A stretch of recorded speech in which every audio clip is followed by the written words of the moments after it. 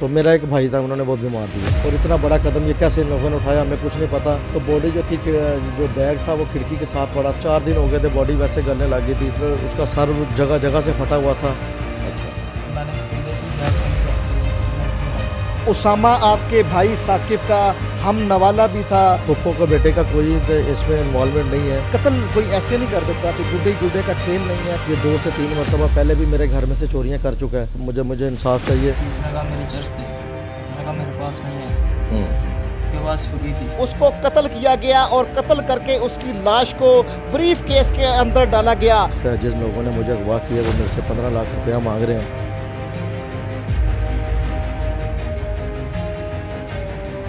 बिस्मिल्लाहिर्रहमानिर्रहीम। अस्सलाम वालेकुम नाज़रीन, मैं हूं सरदार आदिल मुस्तफ़ा। आप देख रहे हैं आप टीवी। नाज़रीन, तख्ते लाहौर में मासूम लोगों का दिन दिहाड़े अगवा और कत्ल जारी है। एक लड़का साकिब जिसकी उम्र 25 साल है, उसको कत्ल किया गया और कत्ल करके उसकी लाश को जो है ब्रीफ केस के अंदर डाला गया। और ये जो कत्ल किया गया ये भी उसके अपनों ने किया। खालाजाद जो है बेटा, उसने ये सारा अमल किया और साकिब को कत्ल कर दिया और उसकी लाश जो है वो जो है ब्रीफ केस में डाल के अहले खाना के साथ जो है FIR भी कटवाता रहा और जो है इसकी तलाश गुमशुदगी में भी साथ साथ रहा। लेकिन बाद में जब पता चला तो इसका कातिल जो है उसामा निकला। आइए हम जो है साकिब के घर जाते हैं और साकिब के भाई से बात करते हैं और उन्हीं से पूछते हैं कि उसामा ने उनके भाई का कत्ल क्यों किया।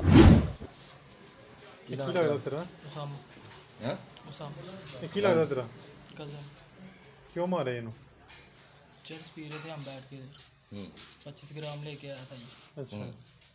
उसकी चर्च ना थोड़ी सी उठा के मैंने साइड पे की कि चल ये चला जाएगा तो मैं बाद में पी लूँगा बैठ के। वो इसको कोई पता चल गया। हमारी उस बात पे बहस हुई। इसने कहा मेरी चर्च थे, मैंने कहा मेरे पास नहीं है। इसके बाद छुरी थी, छुरी पकड़ के आया, भागा, हमारी हाथापाई। पहले इसने धक्का दिया, मुझे गुस्से में आके गालम गलोच हुआ थोड़ा बहुत। उसके बाद ये भागा, इसने मारी ये छुरी मेरे उसकी बैक साइड मेरे इधर कंधे पे लगी। कंधे पे लगी। उसके बाद इधर कपड़े वगैरह धो के तो ऊपर डाले हुए छत पे, ये अभी भी इधर ही पड़े। तो इधर हल्का सा पानी था इस जगह, मशीन वगैरह इधर ही लगाते हैं हम ऊपर। तो इस पानी के ऊपर से इसका पाँव स्लिप हुआ और उधर नुक्कड़ पे इसका सर लगा और तकरीबन 2-3 स्टेप इसका सर नीचे लगता गया। ये उधर गिरा और मौके पे इसकी डेथ हो गई। मुझे वक्ती तौर पे उस टाइम पे कुछ समझ नहीं आई मैं क्या करूं क्या नहीं। ना मैंने किसी के साथ, क्योंकि मैं उस टाइम घर पे अकेला था। अच्छा। मैंने इसको इधर से ही बैग खाली करके बैग में डाला। बैग में इसको रखने में तुम्हारे साथ कौन कौन था? कोई भी नहीं था, मैं अकेला था। किस को पता है इसका? किसी को भी नहीं पता इस बात का। इसके घर वालों को? किस किसी दिन को भी नहीं पता। कब का वाक़या है? ये 29 तारीख का। 29 का? जी। कितने बजे? ये तकरीबन 9:30 से 10 के दरमियान रात।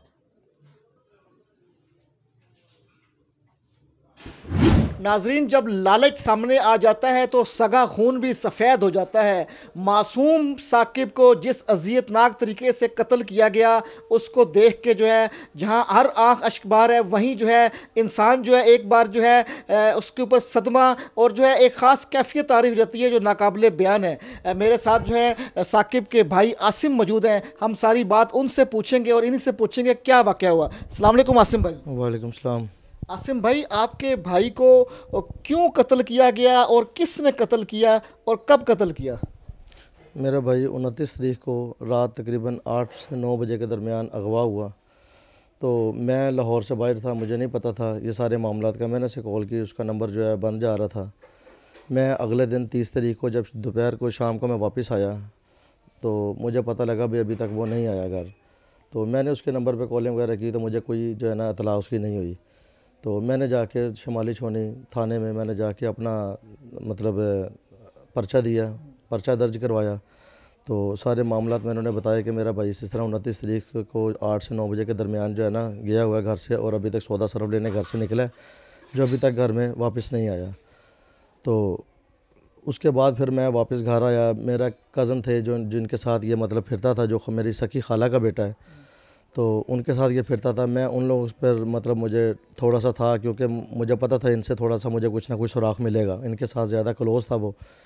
मैंने उन लोगों से पूछा तो उन्होंने मुझे यही कहा भाई कि आसिम भाई मुझे नहीं पता, 29 तारीख को ये मेरे घर आया तो 10 मिनट के लिए आया, इसकी टांग पे चोट लगी हुई थी, गोडों पे रगड़ों की चोटें थी। मैंने उसको जो है ना अपनी गली के बाहर वापस मैंने उसी तरह उतार दिया उसे। तो मैंने कहा जी ठीक है, मैं इजी हो गया। उसके बाद रात तकरीबन 2:43 पे 45 मिनट पे इसका मुझे साकिब के नंबर से व्हाट्सएप पे मैसेज आया कि जो कि मुझे कहता था कि मुझे 15 लाख रुपए की ज़रूरत है, जिन लोगों ने मुझे अगवा किया वो मेरे से 15 लाख रुपया मांग रहे हैं। ठीक है आसिम भाई, मैंने उनका 15 लाख रुपया देना है, तो मुझे नहीं पता जैसे भी करना है, जहाँ से भी करना है, उसका मकान बेच जो भी कर, तो मुझे जो है ना 15 लाख रुपया करके दो और मेरी जान इन लोगों से छुड़वा मुझे। अच्छा, आपसे ये पूछूंगा कि जब ये मैसेज आया जिस रात को 2:30 बजे के करीब के ये 15 लाख रुपए तावान मांग रहे हैं, ये उस दिन का वाक़या है जिस दिन आपका भाई लापता हुआ या अगवा हुआ, या उसके अगले दिन? ये उससे अगले दिन की बात है। 29 तारीख को तो कोई मामला नहीं थे ऐसे, क्योंकि मैंने जो मतलब करीबी मेरे रिश्तेदार थे, अजीज़ थे, जो इसके भाई के साथ मतलब होते थे इनके, मैंने उन सब से जो है ना राब्ते में होकर मैंने उनसे कन्फर्म किया कि शायद आप लोगों को किसी बात का मालूमात हो, किसी को पता हो, तो मुझे किसी ने कुछ भी नहीं बताया। ये 30 तारीख वाले दिन जो है मुझे मैसेज आया रात को। उसके बाद एक मैसेज मुझे उससे अगले दिन जो है ना यकम वाले दिन मुझे मैसेज एक रात को फिर तकरीबन 3:15 पे, टाइम एग्जैक्ट यही होता था इनका, 2:30 से 3 के दरमियान मुझे मैसेज करते थे। ये एक मैसेज करते थे, उसके बाद पावर ऑफ हो जाते थे ये। तो और साथ में लास्ट में लिखते थे भाई दोबारा रिप्लाई या कुछ ना करना, वो लोग बाहर गए हैं जिन्होंने मुझे अगवा किया, तो मैं इसलिए जो है ना मैसेज कर रहा हूँ। तो ये सारे मामला थे। इन्होंने मुझे बहुत ज़्यादा थ्रेट किया था। थ्रेट करके उसके बाद जो है ना इन्होंने मेरे से पैसों की मतलब डिमांड की है। तो पैसे ना देने के ऊपर इन्होंने ये सारे मामला जो भी किए, जो जिस तरह भी किए इन्होंने ये। अच्छा, आपको मैसेज आया कि 15 लाख रुपए के करीब जो है तावान दे, तो आपने फिर क्या तावान जो है रकम इकट्ठी करनी शुरू कर दी, या पुलिस से रब्ता किया, या अपने घर वालों से मशवरा किया, फिर आपने क्या आगे किया? सर मैं बेसिकली कोई इतना मतलब है कि अमीर आदमी नहीं हूँ, ठीक है, मैं गरीब एक मज़दूर आदमी हूँ, ठीक है, पान सिगरेट की मेरी दुकान है, तो मेरी तो इतनी हिम्मत भी नहीं और ना ही मेरी गुंजाइश है। मैं खुद किराए के घर में रह रहा हूँ, ठीक है, मेरा अपना मकान नहीं है ज़ाती, तो मेरी तो इतनी गुंजाइश नहीं थी और ना ही मैं सोच सकता था। जिस दिन ये मैंने सुना तो मेरे उसी दिन पैरों के नीचे से ज़मीन निकल गई कि मैं ये चीज़ नहीं अफोर्ड कर सकता, मैं कैसे करूं। तो मेरे पास हाल मुझे यही नज़र आया कि जो है ना मैं पुलिस से रब्ता करूं, और पुलिस ही है जो मेरे मतलब है कि आगे तक मुझे लेके जा सकती है, जो सर अंजाम जो मुझे पहुँचा सकती है। तो मैंने पुलिस से रब्ता किया। इंशाल्लाह जितनी कोशिश हुई उन्होंने भी मेरे साथ तावन किया, और इंशाल्लाह मैं उनसे चाहता हूँ कि मुझे जो है ना मेरे साथ बहुत ज़्यादा जुल्म हुआ है, इंसाफ मुझे इंसाफ चाहिए। मेरी एक बाजू इन्होंने काट दिया। मेरा एक ही एक भाई था, ना मेरे सिर पे माँ है ना बाप है, ठीक है, मैं अकेला हूँ। तो मेरा एक भाई था, उन्होंने वो भी मार दिया। अच्छा, इन्होंने आपको मैसेज दिया कि तावान जो है इतना पहुंचा दिया जाए, तो आपको यकीन था कि ये मैसेज आपके भाई का ही है या कोई और कर रहा है? क्या ख्यालात थे जो ज़हन में आपके गर्दिश कर रहे थे? ख्यालात ये थे कि जब मैसेज उसके नंबर से आता था तो मैसेज देख के यही कन्फर्म होता था कि मेरा भाई इनके साथ मिल के जो है ना सारा ये काम कर रहा है। क्योंकि अगर वो मैसेज कर सकता था व्हाट्सएप पे तो वो लोकेशन भी हमें सेंड कर सकता था।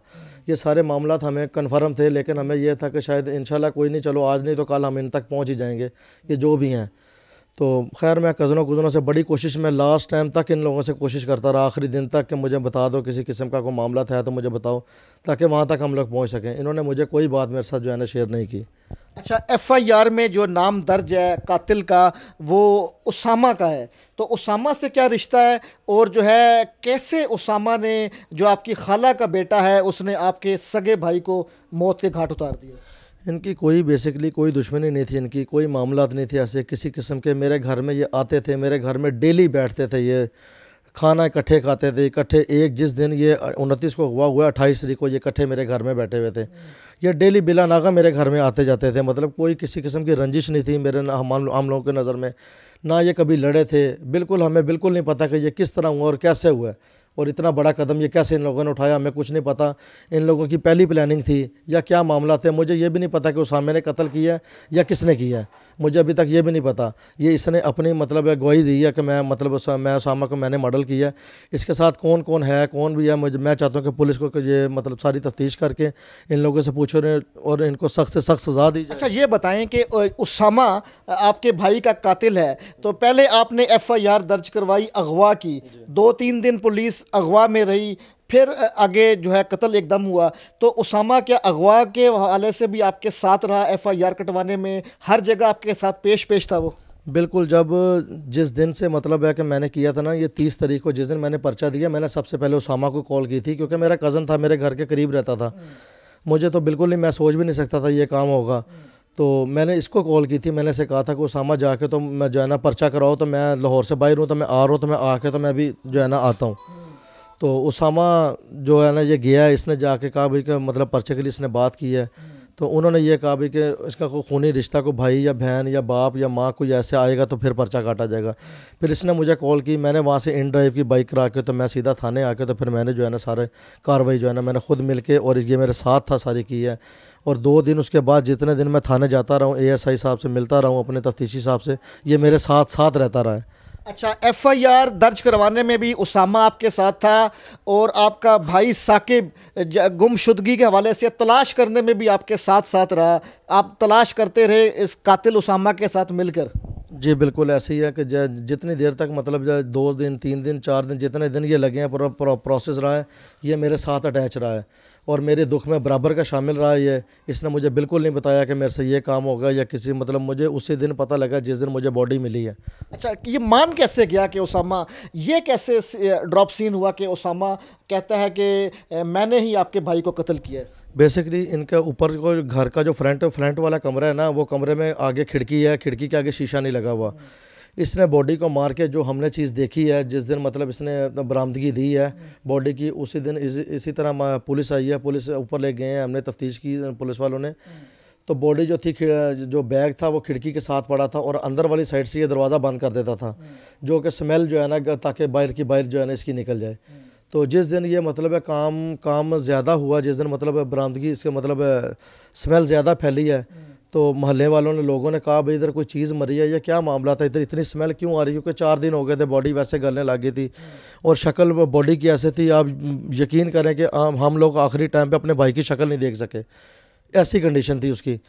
तो अच्छा, आपके भाई को कैसे इसने कत्ल किया, और जो है कत्ल करके डेड बॉडी को एक बैग है जो उस बैग के अंदर कैसे डाला?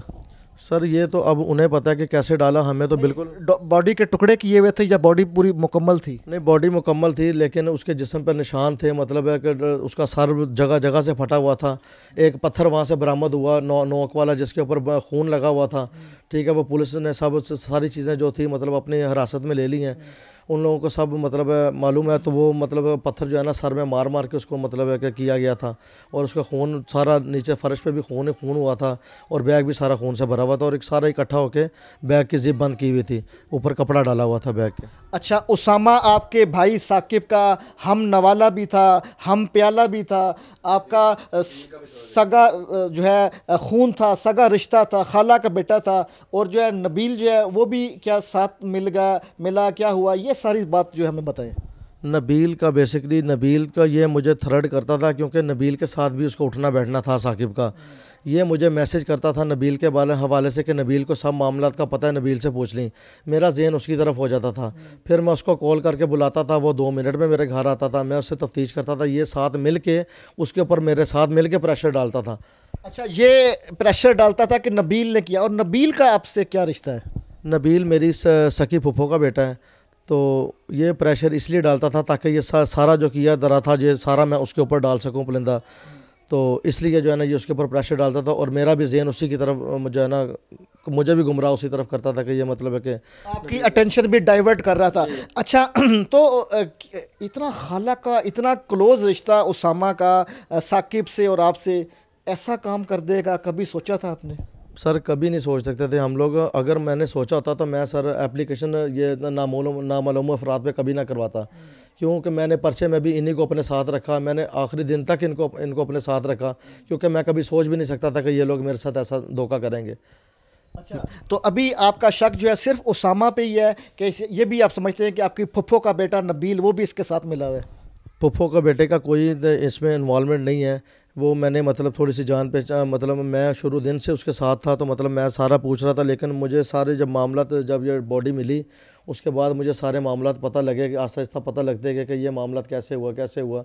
ये सारे मैसेज खुद कर रहा था, ठीक है, उसको कुछ किसी चीज़ का नहीं पता था। एक दो दफ़ा मेरे घर में इन लोगों ने हाथापाई भी नबील के साथ की, उसामे ने, कि तू गलत कह रहा है, तू बता, तुझे पता सारे मामलात का। लेकिन वो यही बात कहता था कि मुझे जो मर्ज़ी कर लो, मुझे किसी बात का नहीं पता, आसिम भाई ये झूठ बोल। अच्छा, आपके खाला और खालू जो है हयात हैं? जी, खाला मेरी फ़ौत हो गई हैं और खालू हैं। तो ये सारा जो कत्ल किया अब जो है पाबंद सलसल है, अपना जेल के अंदर है, और जो है क्या समझते हैं कि जो है इसका जो है ज़िम्मेदार क्या लालच है जो इसके लालच ज़हन में आ गया? और दूसरा सवाल यह है कि आपके खालू जो है हयात हैं, क्या वो आए, उन्होंने अफसोस किया, और इस वाक़े पे उनका क्या रिएक्शन है?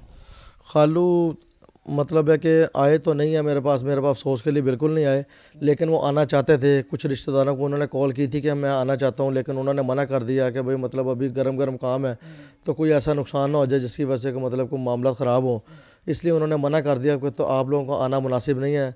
वो कह रहे थे आने के लिए, लेकिन हम लोगों ने नहीं मतलब आने दिया उन्हें। अच्छा, उसामा क्या लालची था? मैंने पहले सवाल किया था, क्या लालच उसके ज़हन में आ गया था? ज़ाहिर है कत्ल कोई ऐसे नहीं कर देता, कोई गुड्डे का खेल नहीं है, कोई छोटी सी कोई बात के ऊपर हो, कोई ना कोई ऐसी बात थी, कोई ना कोई ऐसी रंजिश थी जिसकी बुनियाद के ऊपर इतना बड़ा उसने स्टेप लिया। ये बिल्कुल इंतहा से ज़्यादा लालची था, थोड़ा सा लालची नहीं था, बहुत ज़्यादा लालची था, क्योंकि 1 से 2 वारदातें इसने पहले ख़ानदान में ये कर चुका था। ये 2 से 3 मरतबा पहले भी मेरे घर में से चोरियां कर चुका है, लेकिन मेरी रिश्तेदारी थी, मैं जिसकी वजह से खामोश हो जाता था। और जब घर में बैठा ही वो होता था, उसके अलावा बंदा दूसरा आया ही नहीं, तो फिर मतलब डिवाइड इंसान का ज़हन होता ही नहीं है कि कोई और ले गया। ठीक है, मेरे घर से पैसे 2-3 मरतबा पहले भी इसने चुराए। दूसरा, जब लास्ट टाइम मैं मतलब कि ये अपनी सिस्टर, इसकी शेखुपुरे में शादी हुई है, शेखुपुरे गया ये, वहाँ पर भी ये इसने सोने की अंगूठियाँ जो है उन लोगों की चुरा के ये लाया, जिसका ये इल्ज़ाम लगा इसके ऊपर, लेकिन ये माना नहीं। अच्छा, जब आपको पता था कि उसामा जो है उसका करैक्टर इतना लूज़ है, तो आपने साकिब को क्यों नहीं मना किया कि इसके साथ उठना बैठना छोड़ दो, ये बंदा अच्छा नहीं है? इसको बहुत मना किया था, लेकिन क्या कहने कि ये आपस में मतलब इनकी बहुत पुराना मतलब इनका रिलेशन था, जब बचपन से ये इकट्ठे मतलब है कि जवान हुए हैं, तो बहुत मना करता था। लेकिन मैं अगर मना करता भी था, ये बाहर जाके अकेले होकर फिर मिल लेते थे, ये फिर मिल लेते थे, तो मेरे से चोरी भी मिल लेते थे। फिर मैंने कहता था अगर ये बाहर मिलेंगे तो किसी गलत काम में ना पड़ें, तो इसलिए मेरे सामने मिल लिया करें, मेरे घर आके बैठे, मेरे पास बैठे, ताकि मुझे पता लगे ये किसी गलत तरफ तो नहीं जा रहे। अच्छा, साकिब के कितने बच्चे हैं? साकिब का एक बेटा है और इसकी उम्र 25 साल है। जी। नाजरीन, आपने सारी बात जो है वो साकिब के भाई आसिम की सुनी, और जिस बेदर्दी के साथ जो है इस नौजवान को कत्ल किया गया, यकीन जाने के इंसान की रूह कांप जाती है और इंसान के रोंगटे खड़े हो जाते हैं। और जो है आजकल जो है कहते हैं ना, भाई का खून सफ़ेद हो गया और रिश्तेदार ही रिश्तेदार का कत्ल कर रहे हैं, और इतना क्लोज़ रिश्ता कि खाला का बेटा जो है अपनी खाला के बेटे का यूँ कत्ल कर रहा है, और कत्ल भी जो है इतना दर्दनाक और अजियतनाक तरीके से है कि जो नाकाबिले बयान है। तो इनका भी यही मुतालबा है कि इनको इंसाफ मिले, और उसामा को जो है इसका जवाब देना पड़ेगा कि क्यों उसने जो है घिनौना अमल किया है। और जो है दूसरी बात ये भी है कि अभी तक जो है तफ्तीश जारी है, और तफ्तीश के बाद पता चलेगा कि जो है उसामा के साथ क्या और भी लोग, इनके रिश्तेदार कोई मुलव्वस था कत्ल में कि नहीं, इसका फैसला वक्त आने पर करेगा। और आइंदा किसी नई वीडियो में किसी नए मौजू के साथ हाजिर खिदमत होगा। आप देखते रहे आप टीवी। अल्लाह हाफिज़।